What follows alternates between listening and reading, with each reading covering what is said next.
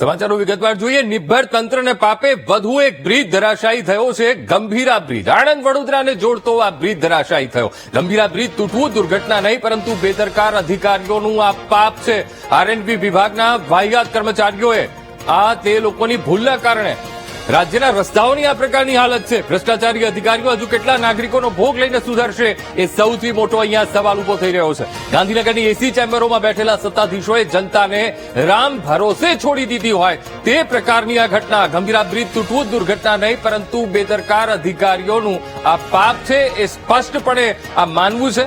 કારણ કે આ બ્રિજને લઈને વારંવાર રજૂઆતો કરવામાં આવી છે. 85 વર્ષથી આ બ્રિજ બન્યો છે, ત્યારબાદ કોઈ સમારકામ થયું જ નથી. આ સવાલ અહીંયા થઈ રહ્યો છે. વારંવાર આસપાસના ગામના લોકોએ રજૂઆત કરી છે તંત્રને, અને રજૂઆત કરીને તંત્રને એ થાકી ગયા, પણ એ છતાં પણ રજૂઆતને સાંભળવામાં ન આવી. અને એનું પરિણામ આજે આપ ટીવી સ્ક્રીન ઉપર જોઈ રહ્યા છો. એનું પરિણામ એ આવ્યું કે કેટલાક માસૂમોના મોત થયા. એનું પરિણામ એ આવ્યું કે આ બ્રિજના 2 કટકા થયા અને આ બ્રિજ ધરાશાયી થયો. અને ઉપરથી જે વાહનો પસાર થઈ રહ્યા હતા એ ઉપરથી કેટલાય ફૂટ ઉપરથી એ નદીમાં ખાબક્યા, મહી નદીમાં, અને કેટલાક લોકો મોતને ભેટ્યા છે. હવે આ નિર્ભર તંત્ર ક્યારે સુધરશે, આ સવાલ અહીંયા થઈ રહ્યો છે. ગાંધીનગરની એસી ચેમ્બરોમાં બેઠેલા સત્તાધીશોએ જનતાને શું રામ ભરોસે છોડી દીધી છે? વારંવાર આ પ્રકારની દુર્ઘટના બને છે. શા માટે તંત્ર બેદરકારી દાખવી રહ્યું છે? આ સવાલ અહીંયા થઈ રહ્યો છે. તો રામ ભરોસે અહીંયા પ્રજાને છોડી દીધી હોય તેવો ઘાટ સર્જાયો છે, અને એટલા માટે જ આણંદ વડોદરાને આ જોડતો બ્રિજ ધરાશાયી થયો છે. વડોદરા અને ગંભીરાને જોડતો જે મુખ્ય પુલ છે તે પુલ વહેલી સવારે તૂટી પડ્યો હતો. દ્રશ્યો બતાવવાનો પ્રયત્ન કરીશ કે હાલ જે રેસ્ક્યુની ટીમ છે તેના દ્વારા રેસ્ક્યુ કરવામાં આવી રહ્યું છે. જે વાહનો છે તે વાહનો જે અંદર ખાબક્યા છે તે વાહનોને કાઢવામાં આવ્યા છે. અત્યાર સુધી 3 લોકોની જે ડેડ બોડી છે તે બહાર કાઢવામાં આવી છે. 4 થી 5 લોકોને અહીંયાથી ઈજાગ્રસ્તોને બહાર કાઢવામાં આવે છે. અને હાલ જે રેસ્ક્યુની ટીમ છે તેના દ્વારા સમગ્ર રેસ્ક્યુ કરવામાં આવી રહ્યું છે.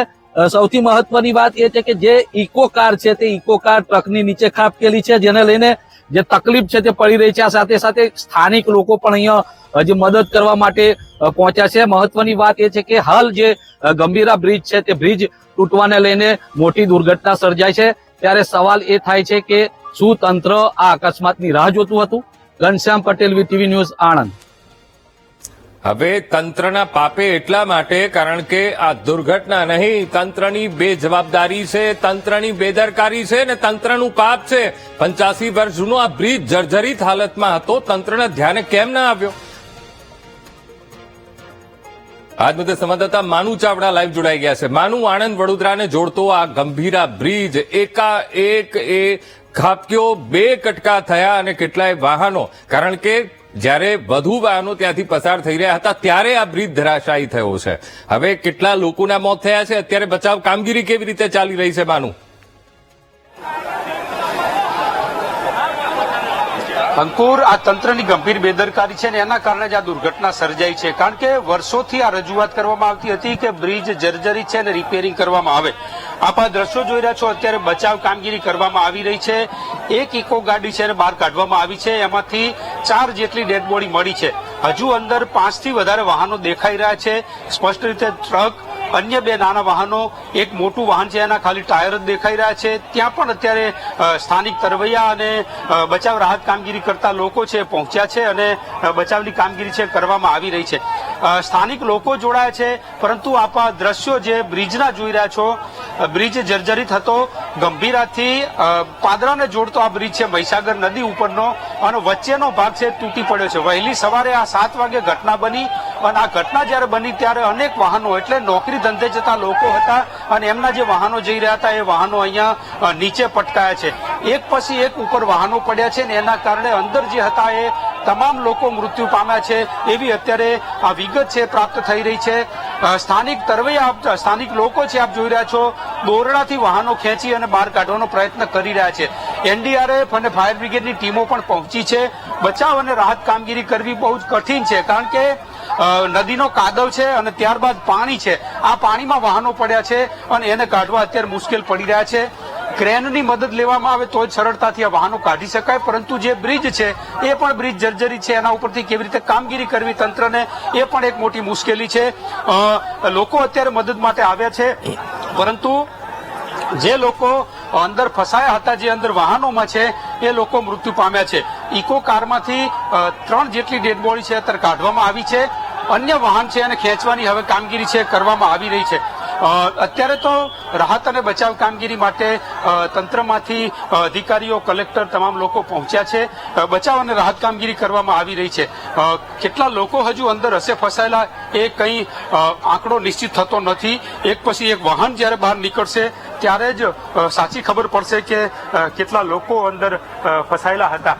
જે રીતે તંત્ર અત્યારે કામે લાગ્યું છે અને જે રાહત અને બચાવ કામગીરી કરવામાં આવી રહી છે એ અત્યારે હાલ તો સ્થાનિક લોકો પણ અહીંયા જોડાયા છે, દોડી આવ્યા છે અને આ જે કામગીરી છે કરવામાં આવી રહી છે.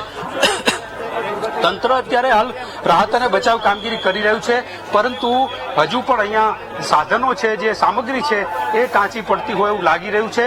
કારણ કે જે રીતે બચાવ અને રાહત કામગીરી કરવાની છે અને સવારથી એટલે કે 3 થી 4 કલાક જેટલો સમય થયો છે આ ઘટનાને, અને અત્યારે હાલ સ્થાનિક લોકો મોટી સંખ્યામાં જોડાયા છે અને બચાવ અને રાહત કામગીરી કરી રહ્યા છે.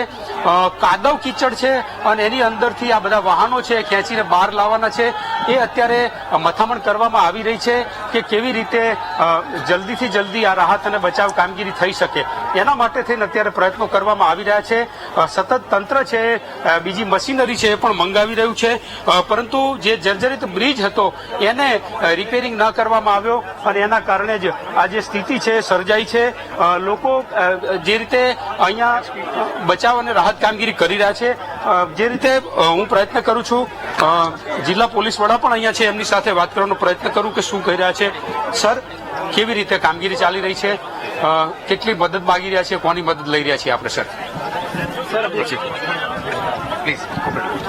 અત્યારે તો હાલ જે પ્રયત્ન કરી રહ્યા છે સાચી હકીકત મેળવવાની કે ભાઈ શું સ્થિતિ છે, કેવી રીતે કામગીરી કરવામાં આવી રહી છે.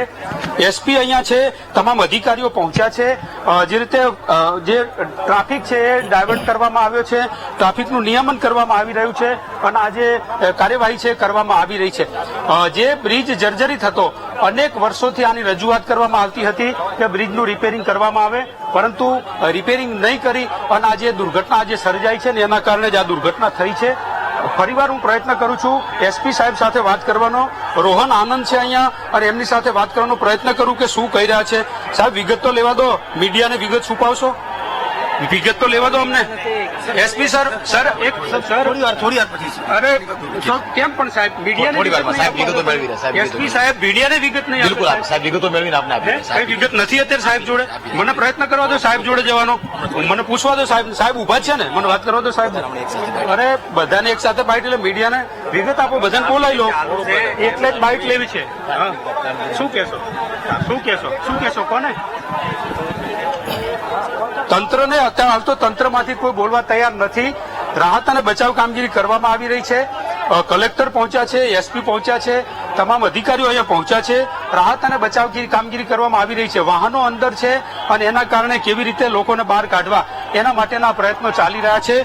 જે ઘટના બની છે સવારે 7 વાગે અને 7 વાગ્યાની ઘટનામાં અહીંયા કલેક્ટર પણ છે. હું એમની સાથે વાત કરવાનો પ્રયત્ન કરું છું.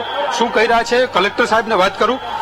કલેક્ટર સાહેબ સાથે વાત કરવાનો પ્રયત્ન કરું છું અને કલેક્ટર જોડે વાત કરવી છે મારે. વાત કરવા દો ને ભાઈ.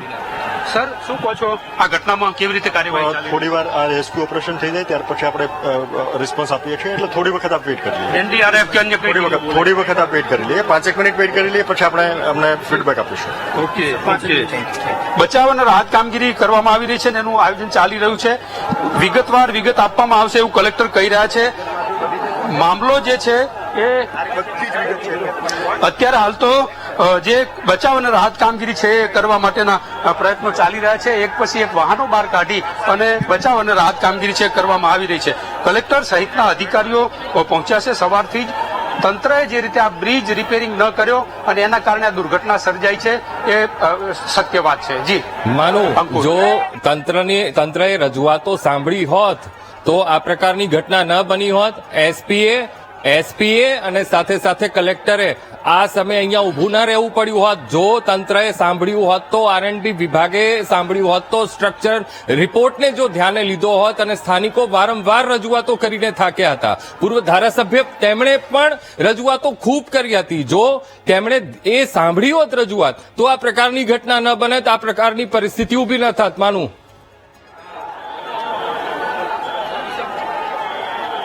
અંકુર, ચોક્કસ વાત છે. છેલ્લા 7 વર્ષથી આ રજૂઆત થતી હતી. મીડિયા પણ, તંત્ર પણ જાણતું હતું. વારંવારની રજૂઆત કરવામાં આવી છે કે બ્રિજ જર્જરી છે અને રિપેરિંગ કરવામાં આવે, પરંતુ એ બ્રિજ રિપેરિંગ ન થયો. સ્ટેબિલિટી રિપોર્ટ પણ નહીં કાઢવામાં આવ્યો અને એના કારણે જ આ દુર્ઘટના સર્જાઈ છે. તંત્રના પાપે માર્ગ અને મકાન વિભાગના અધિકારીઓ છે, માર્ગ અને મકાન વિભાગની બેદરકારી છે અને એના કારણે જ આ દુર્ઘટના સર્જાઈ છે. સ્થાનિક લોકોમાં પણ આક્રોશ છે. સ્થાનિક લોકો સ્પષ્ટ રીતે કહી રહ્યા છે કે વારંવાર રજૂઆત કરી હતી કે આ બ્રિજ જર્જરી છે, એને રિપેરિંગ કરવામાં આવે. એ ન થયું, એના કારણે જ આજે આ કલેક્ટર અને આ બીજું તંત્ર છે એને અહીંયા આવવું પડ્યું છે. આજે જવાબ આપવાની કંઈ એમની અત્યારે સ્થિતિ નથી, એવી હાલત છે. કારણ કે આટલા બધા લોકો અંદર પડ્યા છે, આટલા બધા લોકોના મોત થયા છે. હજુ મોતનો આંકડો કેટલો છે એ પણ નક્કી નથી થઈ શકતું, કારણ કે વાહનો અંદર પાણીમાં ડૂબાયેલા છે, એને બહાર કાઢવાના અત્યારે પ્રયત્ન ચાલી રહ્યા છે. તંત્ર અત્યાર સુધી જો ઊંઘ્યું ન હોત તો આજે આ દોડવાનો કે જાગવાનો વારો ન આવે, કારણ કે વારંવાર રજૂઆત કરેલી છે. મુખ્યમંત્રી સુધી આની રજૂઆત થયેલી છે, તેમ છતાં આ કાર્યવાહી નથી થઈ અને આ બ્રિજ જર્જરિત હતો તેમ છતાં એને ચાલુ રાખ્યો અને એના કારણે જ આજે આ દુર્ઘટના સર્જાઈ છે. અનેક લોકોએ પોતાના જીવ ગુમાવ્યા છે. અત્યારે હાલ તો કેટલા લોકો છે એનો આંકડો પણ તંત્ર સુધી નથી પહોંચી શક્યો, કારણ કે વાહનો પાણીમાં છે, એક ઉપર એક વાહનો પડેલા છે અને એને અત્યારે કાઢવાની કાર્યવાહી ચાલી રહી છે. જી અંકુર. બિલકુલ માનું, આપ અમારી સાથે જોડાયેલા રહેશો. આગળ પણ આપની પાસેથી અપડેટ મેળવતા રહીશું. તો તંત્રના પાપે આ બ્રિજ ધરાશાયી થયો છે ને કેટલાક માસૂમોના પણ મોત થયા છે. નિર્દોષો આમાં નિર્દોષોનો ભોગ લેવાયો છે. જો એ વખતે રજૂઆતોને સાંભળી લીધી હોત તો આ પ્રકારની ઘટના ન બની હોત ને. હવે પ્રશાસન ત્યાં પહોંચ્યું છે. આ ઘટના બની ત્યારબાદ પ્રશાસન પહોંચ્યું છે. હવે જોવું રહ્યું કે જવાબદારો સામે કેવી કાર્યવાહી થાય છે. તો આણંદ વડોદરાને જોડતો બ્રિજ તૂટવા અંગે વધુ એક મોટો ખુલાસો થયો છે. જર્જરિત ગંભીરા બ્રિજ અંગે વર્ષ 2022માં રજૂઆત કરાઈ હતી. 2022માં કરણી સેનાના યુવા પ્રમુખ લખન દરબારે ધ્યાન દોર્યું હતું કે આ બ્રિજ જર્જરિત છે, ગમે ત્યારે તૂટી પડશે. લખન દરબારે અધિકારીને શું કહ્યું હતું તે સાંભળીએ.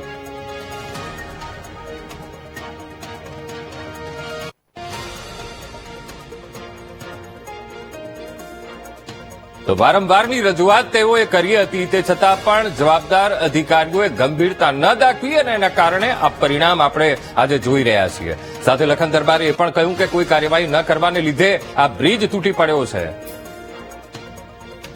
દરબાર હવે સાહેબ, કેટલા દિવસથી હું તમને ફોન કરું છું, પેલા મુજપુર ગંભીરા જે બ્રિજ છે એ બાબતની વાત કરવા માટે, રજૂઆત કરવા માટે અમારા એક મિત્ર જિલ્લા પંચાયતના સદસ્ય હર્ષદસિંહ પરમારે પણ આપણે લેખિત રજૂઆતો પણ કરી છે અને એ બાબતે આપને રજૂઆત કરવા માટે કેટલા દિવસથી ફોન કરું છું પણ આપ ફોન ઉઠાવતા નથી. હવે એ બાબતે આખું બ્રિજ એકદમ ખલાસ હાલતમાં છે સાહેબ. આખા બ્રિજની હાલત ખસ્તા છે અને કેટલા બધા દિવસો થઈ ગયા, હજુ કોઈ કામગીરી થઈ જ નથી. તો લોકોનું જીવના જોખમે લોકો જાય છે, તો શું કરવાનું, એનું કંઈક તો કરો. અમે ફરીથી દરખાસ્તનું રિમાઇન્ડર આપ્યો કે ભાઈ આ બ્રિજ તાત્કાલિક અમને નવું કરી આપો કે એનું સ્ટ્રેન્થનિંગ સજેસ્ટ કરો. કોને તમે મોકલ્યું? કોને મોકલ્યું તમે? મેં મારા એક્સિયરને મોકલી આપ્યું છે ફરીથી. અરે પણ સાહેબ આવું ના હોય. તમે હે અને એ અમારે ડિઝાઇનમાંથી ઓકે ડિઝાઇનની ટીમને બોલાવી છે. એકવાર તો આપણે કન્સલ્ટન્ટનું સર્વે કરાવી લીધું, હા, તેને સજેશન જે આપ્યા એ પ્રમાણેથી કે અમને લાગતું નથી કે આ પ્રમાણેથી લાગુ થશે, એટલે ફરીથી અમારી જે ડિઝાઇન સેલ છે ને તેને આપણે બોલાવીએ છીએ. તમે તાત્કાલિક આની રિસીવ કરી અને ચાલે કે કેમ એનો અમને સર્વે કરી આપો. ચાલે એવું તો લાગતું નથી સાહેબ. કદાચ મને એવું લાગે છે કે રિપોર્ટ આપણે એવું આપણને સ્ટેટમેન્ટ આપણને લાગે જ છે હે અને એ કન્સલ્ટન્ટ આપણને તો લાગે જ છે કે હવે નહીં કાઢી શકે સમય, હા. પણ એવું પેપર પર જોઈએ એટલે આપણે ડિઝાઇન વાળાને પણ સાહેબ કેટલા બધા દિવસોથી આવ્યું હોય તો કઈક એનો બીજો રસ્તો કાઢો. આટલા બધા દિવસ આપણે રાહ થોડી જોયા કરવાની. કયા ડિપાર્ટમેન્ટ? ગુજરાત ગવર્મેન્ટમાં પણ ફોન કર્યો. તો આ થઈ લખન દરબાર કે જેમણે એ વખતે 2022માં આ બ્રિજને લઈને ધ્યાન દોર્યું હતું અને સંલગ્ન જે અધિકારી છે જે તે ખાતાના અધિકારી સાથે તેમણે વાતચીત કરી હતી, રજૂઆતો કરી હતી કે આ બ્રિજનું હવે શું કરવાનું છે, કારણ કે રજૂઆતો હવે ખૂબ કરી દીધી છે. સામે જવાબદાર અધિકારી પણ કહી રહ્યા છે કે અમે અમારો એક વ્યક્તિ ત્યાં મોકલ્યો છે, સર્વે પણ કરવામાં આવશે અને હવે જોઈશું આગળ. હવે આ જોવાનું પરિણામ શું આવ્યું એ આજની તારીખે એ આપણને દેખાઈ રહ્યું છે કે એ બ્રિજ આજે ધરાશાયી થયો છે અને આ બ્રિજ ધરાશાયી થતા નિર્દોષોના ભોગ લેવાયા છે.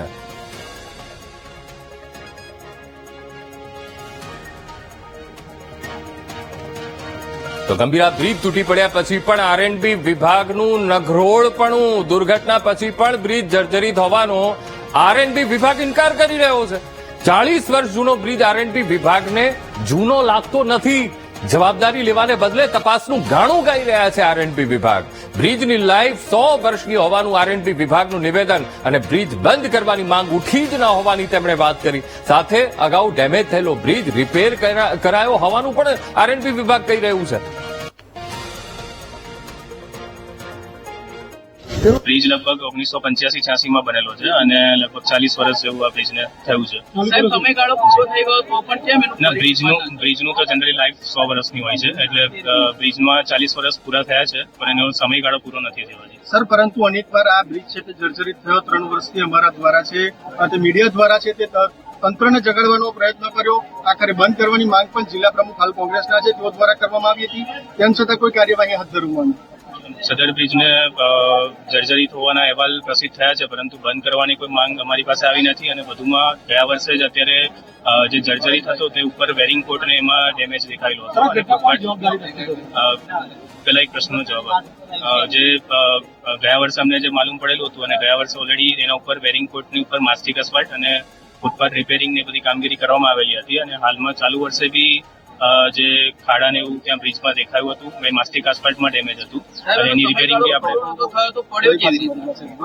એટલે એ અત્યારે અમે એની તપાસ કરીને પછી આગળની કાર્યવાહી તમને જવાબ આપી શકીએ છીએ. બ્રિજ બંધ કરાવવા માટે કોઈ પણ વ્યક્તિ માંગ કરે ત્યારે જ બંધ કરવાનો એટલે અમારે રિપોર્ટમાં બી કોઈ એવું મેજર ડેમેજ નથી બ્રિજમાં અને જે વેરિંગ કોટ અને એમાં જે નુકસાન હતું એ ઓલરેડી ગયા વર્ષે જ અટેન્ડ થઈ ગયેલું હતું.